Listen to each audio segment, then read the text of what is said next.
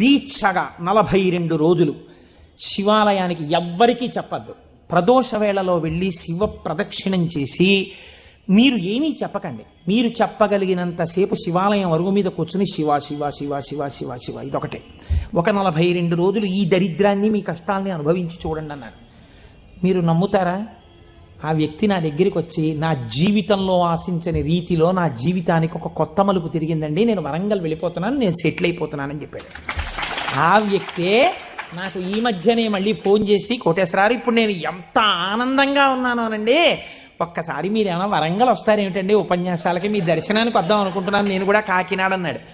అయ్యా మీరు ఎప్పుడైనా కాకినాడ ఇప్పుడు అక్కర్లేదు, ఎప్పుడో తర్వాత వద్దురు కానీ నేను వరంగల్ ఇప్పుడు మాత్రం రావట్లేదు, నేను వరంగల్ వస్తే చెప్తాను, అప్పుడు మీరు నా దగ్గరికి వద్దురు కానీ తప్పకుండా దర్శనానికి అన్నాడు. కళ్యాణి అందులో అంటారే ఏతి జీవంతిమానందో నరం వర్ష శతాదపి అంటుంది సుందరకాండ. 100 ఏళ్ళు